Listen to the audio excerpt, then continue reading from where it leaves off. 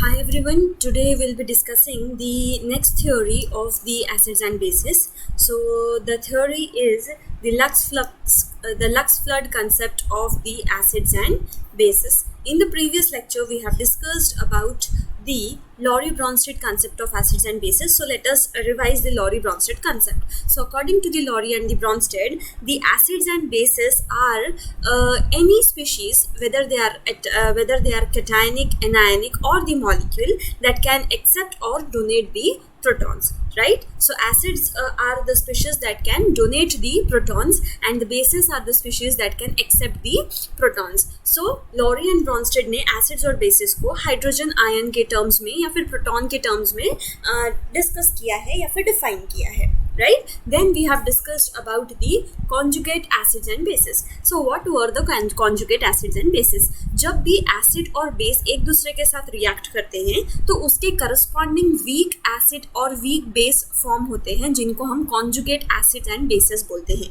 For example, अगर कोई acid अपना प्रोटॉन देता है तो प्रोडक्ट साइड में उसका एक बेस तैयार होगा जो उसका कॉन्जुगेट बेस रहेगा. ओके, सो अगर आपका एसिड जो है वो स्ट्रॉन्ग है तो उसका बेस जो है, जो कॉन्जुगेट बेस बना, वो वीक रहेगा.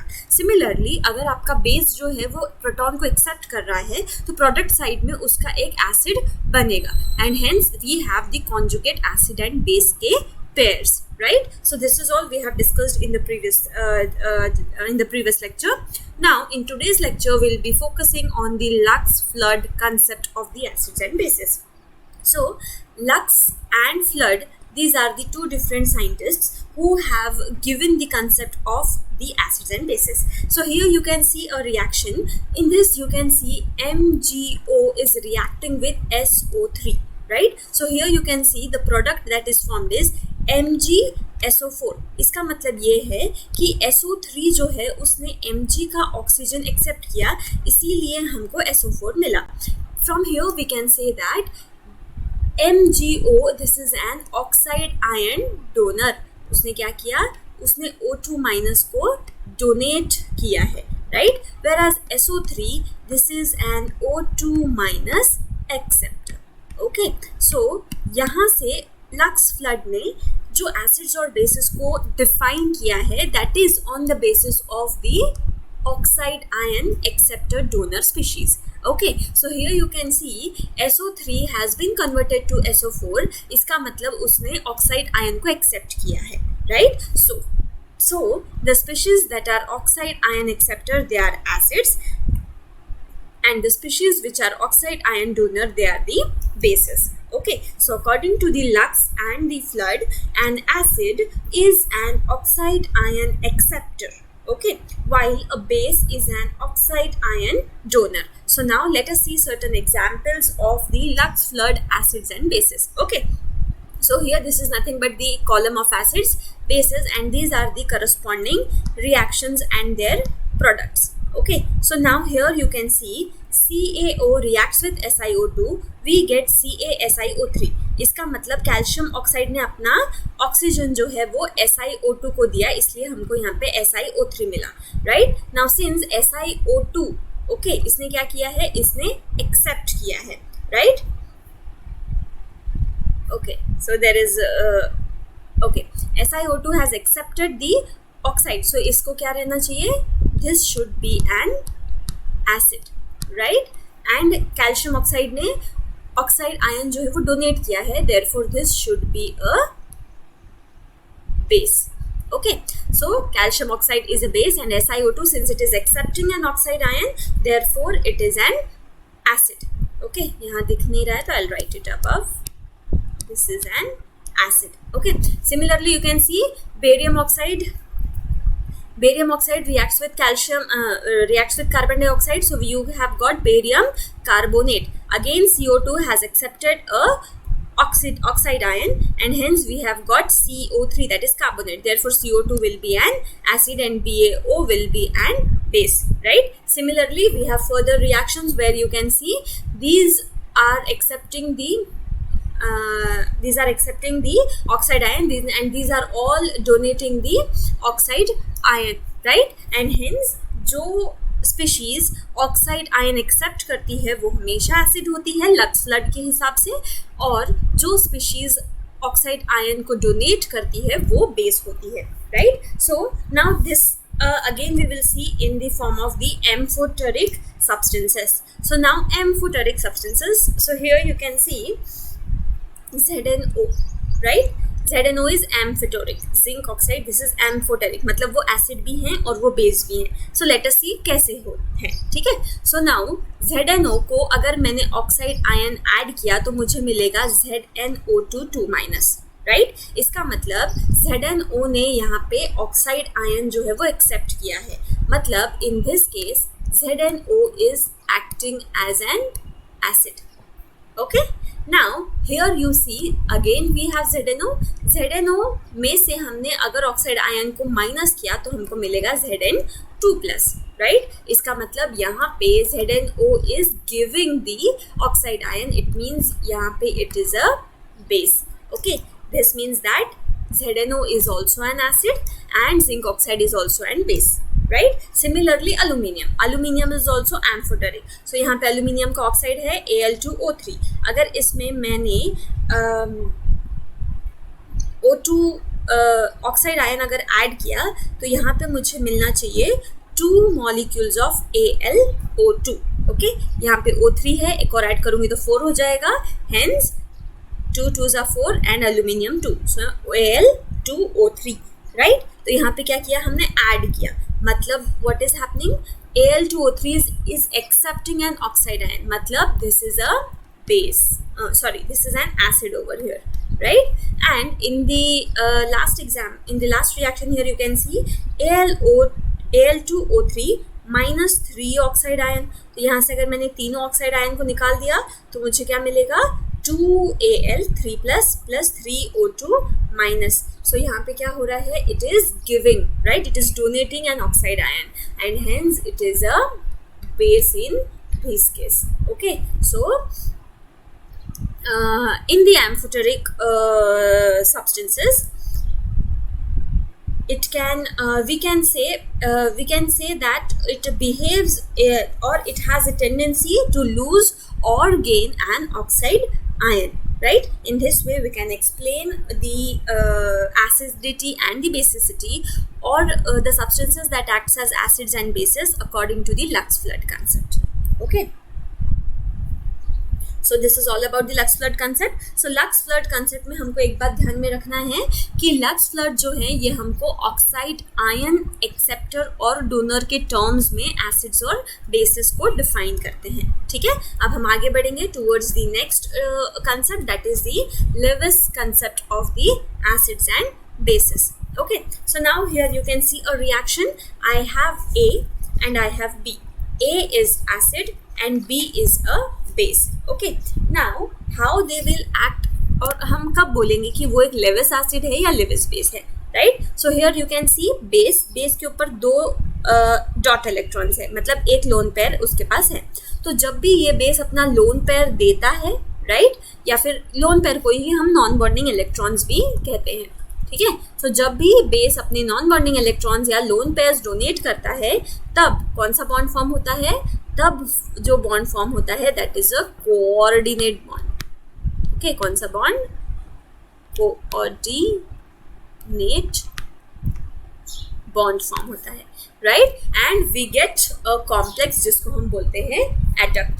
What is it called, it is called as an adduct. Okay, so इस रिएक्शन में आप देख सकते हैं कि बेस जो है वो अपने लोन पेयर्स दे रहा है और दूसरा जो स्पीशीज है वो लोन पेयर्स एक्सेप्ट कर रहा है, राइट. यानी कि लेविस के हिसाब से एसिड कोई भी एक ऐसी स्पीशीज है जो इलेक्ट्रॉन्स को एक्सेप्ट कर सकती है, राइट, इलेक्ट्रॉन पेयर्स को एक्सेप्ट कर सकती है, और बेस कोई भी एक ऐसी स्पीशीज है जो इलेक्ट्रॉन पेयर को डोनेट कर सकती है, right. Thus I can define an acid as any species, whether it is a molecule, radical or an ion, which can accept an electron pair, right, and it will form a coordinate bond, right. And a base is any species that can donate an electron pair. Okay, इसीलिए हम बोलते हैं कि acid is an electron pair acceptor and base जो है it is an electron pair donor. Okay, so acid जो है वो क्या है, this is an electron pair acceptor. Okay, and base जो है this is an electron pair donor. And ये जो बॉन्ड फॉर्म हुआ है वो कौन सा बॉन्ड है, this is a coordinate bond. Clear? Okay, so now again let us revise this. So here I have A plus and here I have B minus. B minus का मतलब ये है कि उसके पास 2 डॉट इलेक्ट्रॉन्स हैं, right. And positive का मतलब ये है कि उसने अपने इलेक्ट्रॉन्स किसी को दे दिए, राइट. अब क्योंकि उसने अपने इलेक्ट्रॉन्स किसी को दे दिए इसलिए उसके पास इलेक्ट्रॉन्स की कमी है ना. अब जिसके पास इलेक्ट्रॉन्स की कमी है वही इलेक्ट्रॉन्स लेगा और जिसके पास ज़्यादा इलेक्ट्रॉन्स है वही इलेक्ट्रॉन देगा. इसीलिए लेविस एसिड क्या है, this is an electron pair acceptor, therefore it is a Lewis acid.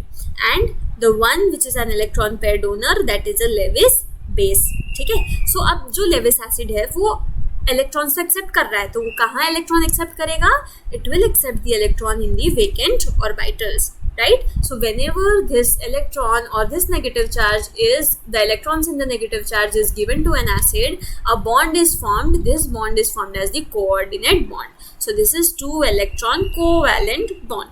Okay, so actual में covalent नहीं होता है वो, that is a coordinate bond. coordinate bond covalent bond कब बनता है, जब A और B दोनों एक एक इलेक्ट्रॉन दे के बॉन्ड फॉर्म करेंगे, उसको हम कहते हैं कोवैलेंट बॉन्ड.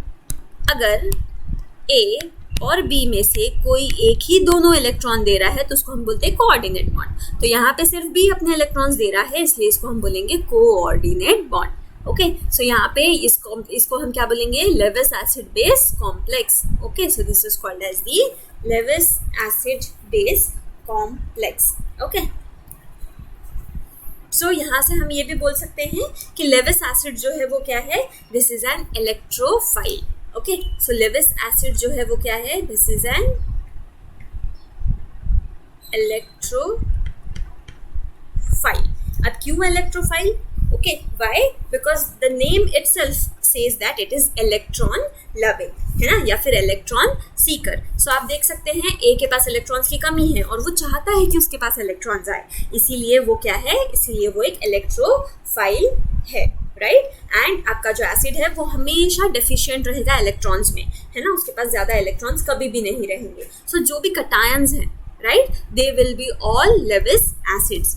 ओके, एंड ऐसे मॉलिक्यूल्स जिसमें जो जीरो ऑक्सीडेशन स्टेट में हैं या फिर जिनके आउटर ऑर्बिटल्स में इलेक्ट्रॉन्स नहीं है वो सारे रहेंगे Lewis acids. Okay, now similarly base जो है वो क्या रहेगा फिर, it will be a nucleophile. Okay, so nucleophiles are nothing but the nucleus loving, है ना, they are nucleus lover and because they love the nucleus इसीलिए वो अपने इलेक्ट्रॉन्स जो हैं वो डोनेट कर देते हैं. Okay, so since it is the nucleus loving or it is a nucleus lover, it loves to donate electrons to a nucleus. Okay, and किसको डोनेट करेगा वो, it will donate it to a positively charged ion. So positively charged ion is nothing but a Lewis acid. Okay, so जो भी electron donate करेगा that will be nothing but a nucleophile. So Lewis bases are nothing but the nucleophiles. Okay, so अब nucleophiles कौन रहेंगे, जिन पे negative charge है, ठीक है, वो न्यूक्लियोफाइल रहेंगे, या फिर जिनके पास लोन पेयर ऑफ इलेक्ट्रॉन्स हैं वो भी न्यूक्लियोफाइल रहेंगे. ओके, सो एनी स्पीशीज और any molecule which has lone pair of electrons और a negative charge, they will all act as the Lewis bases. Okay, now let us see certain examples of the Lewis acids and bases. Okay, so now here you can see H plus. H plus मतलब hydrogen का एक electron किसी ने ले लिया इसलिए उसके ऊपर पॉजिटिव चार्ज आया, राइट, मतलब उसके पास इलेक्ट्रॉन की कमी है. Here you can see NH3. NH3 के पास लोन पेयर ऑफ इलेक्ट्रॉन्स हैं. अब ये अपने लोन पेयर ऑफ इलेक्ट्रॉन्स जो हैं वो हाइड्रोजन को देगा. एज अ रिजल्ट अपने पास C कोऑर्डिनेट बॉन्ड बना and we will get an adduct. क्या मिलेगा यहाँ पे, NH4 पॉजिटिव. क्या मिलेगा, NH4 पॉजिटिव आयन मिलेगा. ठीक है, so this is an adduct. क्यों एडक्ट बोला, because this is an addition product, है ना. अमोनिया ने अपने दोनों इलेक्ट्रॉन्स जो है वो हाइड्रोजन को दिया, कोऑर्डिनेट बॉन्ड फॉर्म हुआ, therefore this is called as an adduct. Now similarly you can see here BF3. Boron के पास 3 डॉट इलेक्ट्रॉन्स है आउटरमोस्ट शेल में. फ्लोरीन के पास एक की कमी है, तो उसने अपना एक इलेक्ट्रॉन देके कोवैलेंट बॉन्ड बनाया. ठीक है, अभी भी लेकिन BF3 का आउटरमोस्ट ऑक्टेट जो है वो कंप्लीट है क्या? नहीं. यहाँ पे 2, 2, 4, 5, 6, 6 ही इलेक्ट्रॉन्स उसके पास कंप्लीट है. उसको 2 इलेक्ट्रॉन्स और चाहिए अपना ऑक्टेट कंप्लीट करने के लिए और स्टेबल होने के लिए. सो वो इलेक्ट्रॉन्स उसको कौन देगा? अमोनिया. अमोनिया के पास 2 इलेक्ट्रॉन्स हैं, it will give to BF3. अब BF3 के पास इलेक्ट्रॉन्स की कमी है, इसलिए वो एसिड की तरह बिहेव कर रहा है. NH3 के पास इलेक्ट्रॉन्स एक्सेस में, इसलिए वो बेस की तरह बिहेव कर रहा है. Hence we will get NH3BF3 complex, that is an adduct. Okay.